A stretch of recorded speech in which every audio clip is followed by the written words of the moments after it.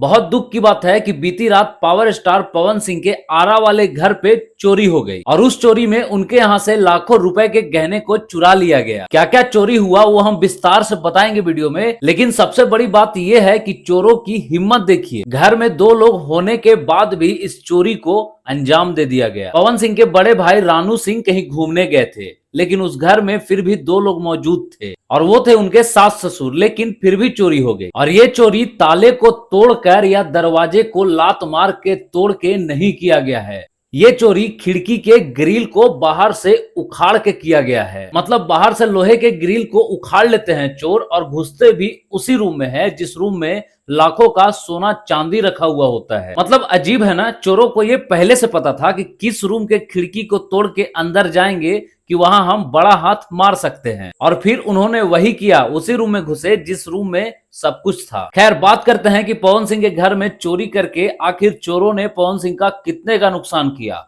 तो total amount जो है 14 से 15 लाख रुपए का नुकसान किया गया है। मतलब कि पवन सिंह का 14-15 लाख रुपए का नुकसान हो गया, जिसमें हाथ का कंगन था, कान का बाला था, एक मंगलसूत्र था और 3 चैन था, और साथ में राइफल का गोली भी था, और कुल संख्या राइफल की गोली का 30 था। और इस चोरी के बारे में रानू सिंह यानी कि पवन सिंह के बड़े भाई उनके सास ससुर को तब पता चलता है जब पूरा का पूरा चोरी हो जाता है, यानी कि सुबह को। हालांकि इस चोरी के बाद पवन सिंह को बताया गया कि घर में चोरी हो गई है, तो पवन सिंह ने तुरंत एक बड़ा एक्शन लिया और एसपी साहब से बात किया, और एसपी साहब ने भी ये आश्वासन दिया है कि हाँ, जितने का नुकसान हुआ है वापस लाया जाएगा। लेकिन यार इसी बीच सबसे बड़ा सवाल ये है कि अगर भोजपुरी के superstar power star Pawan Singh के घर चोरी हो सकता है, तो क्या फिर आम जनता सेफ है? क्या हम और आप सेफ हैं? नहीं यार, एकदम सेफ नहीं है। जब इतने बड़े भोजपुरी के सुपरस्टार के यहाँ चोरी हो सकता है,